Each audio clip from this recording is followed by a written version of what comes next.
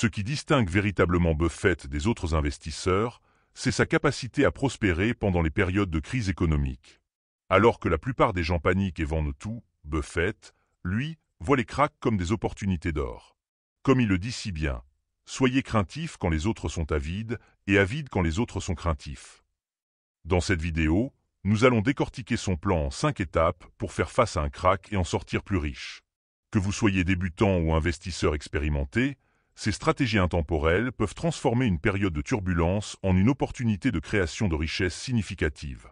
Avant de commencer, n'hésitez pas à vous abonner à la chaîne si ce n'est pas déjà fait, et n'oubliez pas de prendre de quoi noter. Étape 1. Constituer une réserve de liquidité avant la tempête. La première étape du plan de Buffett pour devenir riche pendant un crack est paradoxalement mise en place bien avant que celui-ci ne se produise. Il s'agit de constituer ce que j'appelle une réserve de guerre, une quantité significative de liquidités prête à être déployée quand les opportunités se présenteront. Warren Buffett et sa société Berkshire Hathaway sont connus pour maintenir des réserves de trésorerie considérables.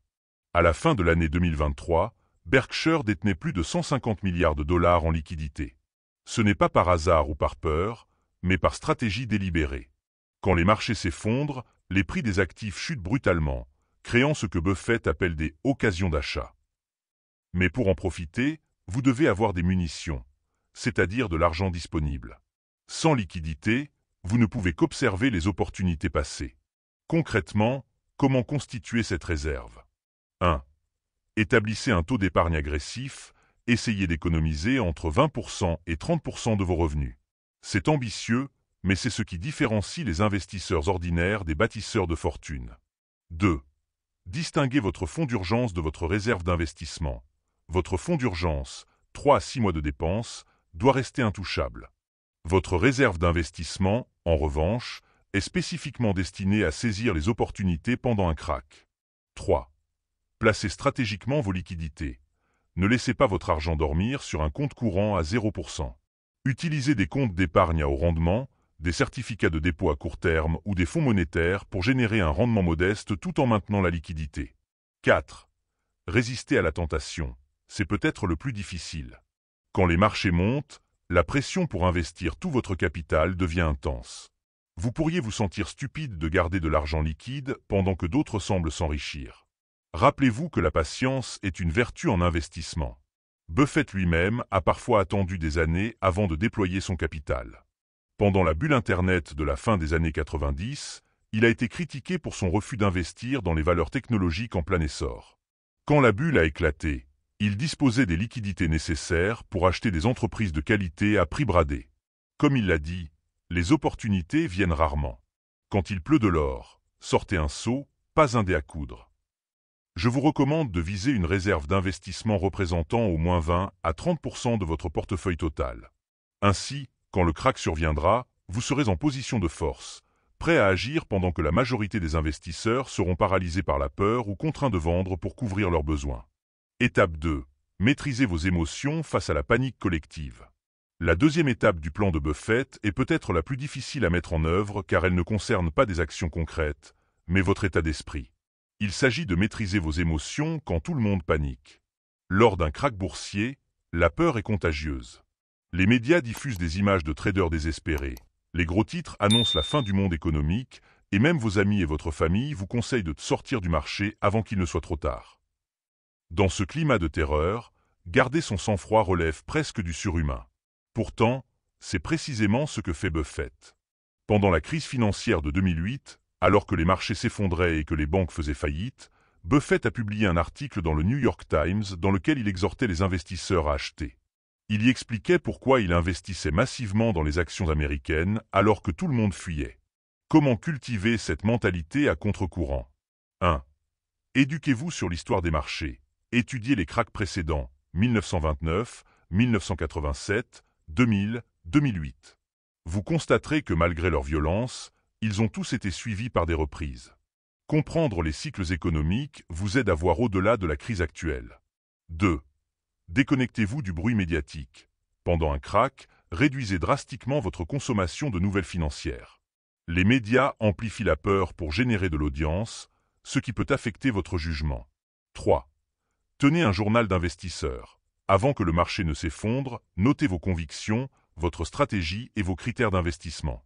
En période de stress, ce journal vous rappellera vos principes et vous évitera de prendre des décisions impulsives. 4. Entourez-vous de voix rationnelles. Trouvez un mentor ou rejoignez un groupe d'investisseurs partageant votre philosophie. Discuter avec des personnes rationnelles pendant une crise peut vous aider à maintenir votre perspective. 5. Rappelez-vous cette vérité. Les cracks transfèrent les richesses des impatients aux patients. Chaque vente paniquée est une opportunité d'achat pour quelqu'un d'autre. Voulez-vous être celui qui vend dans la panique ou celui qui achète avec discernement? Buffett a une fois comparé le marché boursier à un transfert de richesses, des hyperactifs aux patients. Sa capacité à rester calme pendant les turbulences n'est pas innée. C'est une discipline qu'il a cultivée au fil des décennies. N'oubliez pas sa citation célèbre. À moins que vous ne puissiez regarder votre portefeuille d'actions chuter de 50% sans paniquer, vous ne devriez pas investir en bourse. Cette affirmation peut sembler extrême, mais elle souligne une vérité fondamentale. Votre réaction émotionnelle aux baisses de marché déterminera en grande partie votre succès à long terme en tant qu'investisseur. Étape 3. Identifiez les entreprises de qualité injustement punies par le marché. Maintenant que vous avez des liquidités et la maîtrise émotionnelle nécessaire, passons à la troisième étape du plan de Buffett. Identifiez les entreprises de qualité dont les actions sont injustement punies pendant un krach. Durant une panique de marché, les investisseurs fuient en masse, vendant indistinctement les bonnes comme les mauvaises entreprises. C'est ce que Buffett appelle le moment où la marée descend. Et c'est là que nous pouvons voir qui nage nu. En d'autres termes, les entreprises avec des fondamentaux solides sont temporairement sous-évaluées, tandis que les entreprises faibles sont exposées. Voici comment identifier ces joyaux dans la tourmente. 1. Concentrez-vous sur les entreprises avec un fossé économique. Buffett recherche des entreprises possédant un avantage concurrentiel durable, ce qu'il appelle un fossé économique. Il peut s'agir d'une marque puissante, comme Apple ou Coca-Cola, d'un réseau établi, comme Visa ou Mastercard, ou d'un quasi-monopole, comme Google dans la recherche en ligne. 2. Analysez la solidité du bilan. Pendant une crise économique, la trésorerie est reine. Recherchez des entreprises avec peu de dettes et des réserves de liquidités importantes. Ces entreprises peuvent non seulement survivre à une récession, mais aussi en sortir renforcées en rachetant des concurrents affaiblis ou en investissant quand les autres ne le peuvent pas. 3. Évaluez la résilience du modèle économique. Certaines entreprises sont moins vulnérables aux récessions. Par exemple, les services publics, les soins de santé et les biens de consommation de base continuent généralement de générer des revenus même en temps de crise. Buffett appelle cela la prévisibilité des bénéfices. 4. Examinez l'historique des performances pendant les récessions précédentes. Comment l'entreprise s'est-elle comportée lors des crises passées? A-t-elle maintenu ou augmenté ses dividendes? A-t-elle gagné des parts de marché? Les entreprises qui ont déjà traversé des tempêtes avec succès sont souvent mieux préparées pour les futures. 5.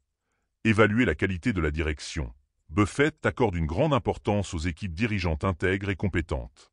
Recherchez des dirigeants qui ont une participation importante dans leur entreprise, communiquent honnêtement avec les actionnaires et ont fait leurs preuves en période difficile. Prenons un exemple concret. Pendant la crise financière de 2008 à 2009, les actions de American Express ont chuté de plus de 60%, passant d'environ $60 à moins de $20 par action. Pourtant, malgré les défis temporaires liés à la récession, l'entreprise conservait son réseau de cartes de crédit précieux, sa marque reconnue et sa base de clients aisés. Buffett a augmenté sa position dans American Express pendant cette période. Aujourd'hui, l'action se négocie à plus de $200, données de 2023. Comment appliquer concrètement cette approche? Créez une liste de surveillance d'entreprises exceptionnelles que vous aimeriez posséder, puis déterminez un prix d'achat cible pour chacune, généralement bien en dessous du cours actuel. Quand un krach survient et que ces actions atteignent vos cibles, vous êtes prêt à agir sans hésitation.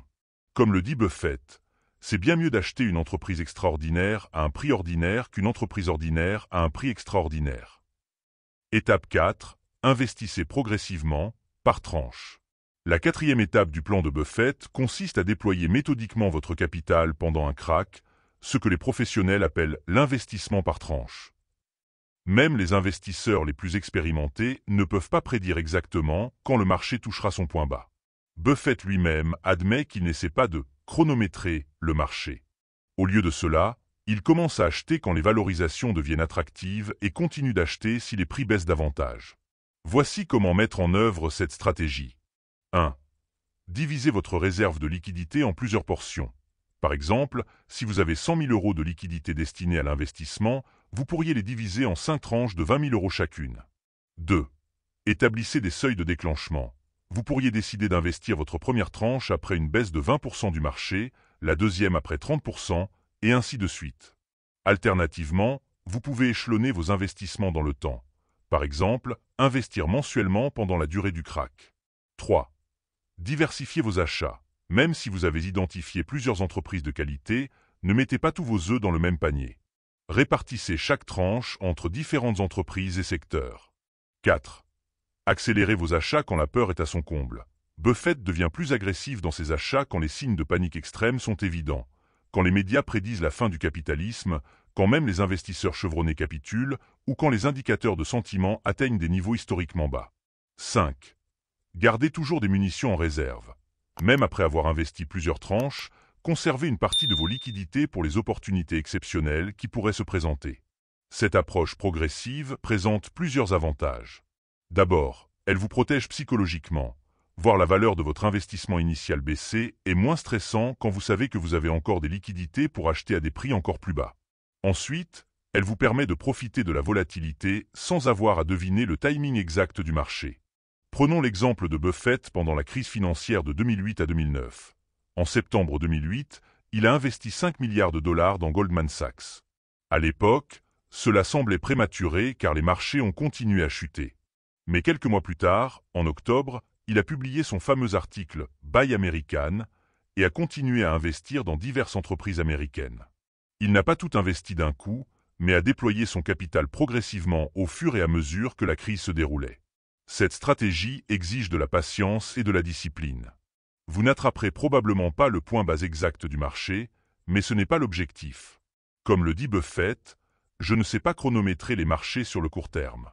Je crois que sur un horizon de 10 ans, les actions américaines se porteront bien. » Étape 5. Adoptez une vision à très long terme et renforcez vos positions.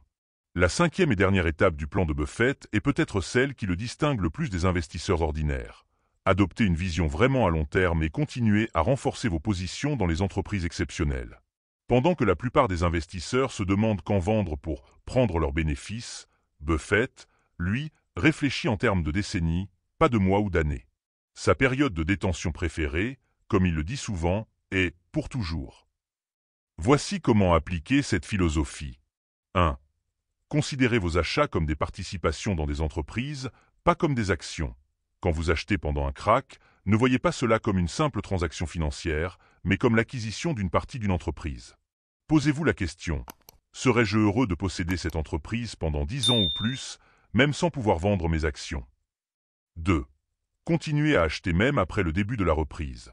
Contrairement à la croyance populaire, les meilleures opportunités ne disparaissent pas dès les premiers signes de reprise. Souvent, même après une hausse de 20 à 30% depuis les plus bas, les valorisations restent attractives. Buffett a continué à acheter des actions américaines bien après le creux de mars 2009. 3. Réinvestissez systématiquement les dividendes. Les entreprises de qualité que vous avez achetées pendant le krach vont probablement distribuer des dividendes. Au lieu de les dépenser, réinvestissez-les pour amplifier l'effet de composition. C'est ce que Buffett appelle les dividendes sur les dividendes. 4. Résistez à l'envie de réaliser des profits trop tôt. Quand le marché se redresse et que vos investissements montrent des gains substantiels, la tentation de vendre pour sécuriser les profits devient forte. Résistez à cette impulsion si les fondamentaux de l'entreprise restent solides. Comme le dit Charlie Munger, le partenaire de Buffett, la patience est la vertu grâce à laquelle l'argent peut vraiment se matérialiser. 5. Étudiez continuellement vos entreprises. Une vision à long terme ne signifie pas une négligence passive. Suivez régulièrement les développements de vos entreprises, lisez leurs rapports annuels et assurez-vous que leur fossé économique reste intact. Si les fondamentaux se détériorent de façon permanente, pas juste temporairement à cause de la récession, alors et seulement alors, envisagez de vendre. L'exemple emblématique de cette approche est l'investissement de Buffett dans Coca-Cola. Il a commencé à acheter des actions Coca-Cola après le krach boursier d'octobre 1987, accumulant une position massive entre 1988 et 1989 pour environ 1,3 milliard de dollars. Aujourd'hui, Berkshire Hathaway détient toujours ses actions, qui valent désormais plus de 25 milliards de dollars et génèrent chaque année des dividendes supérieurs à l'investissement initial.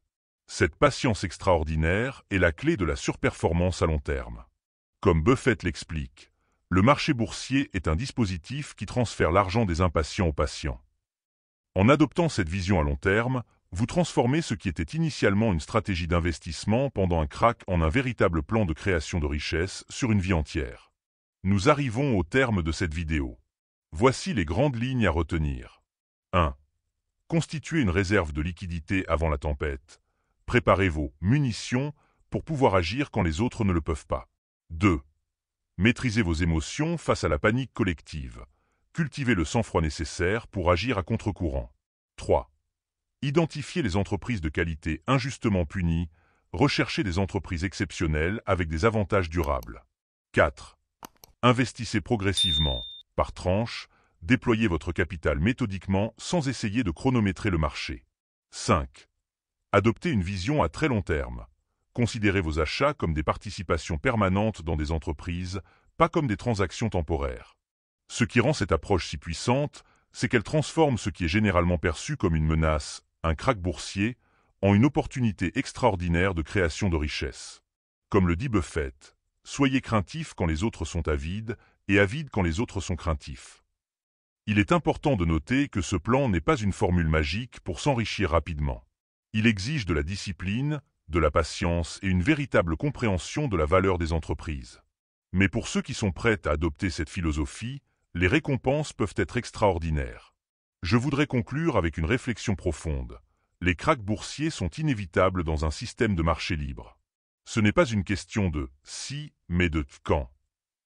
La vraie question n'est pas de savoir comment les éviter, mais comment vous y préparer pour en tirer parti. Warren Buffett a bâti une fortune de plus de 100 milliards de dollars en grande partie grâce à sa capacité à prospérer pendant ces périodes de turbulence.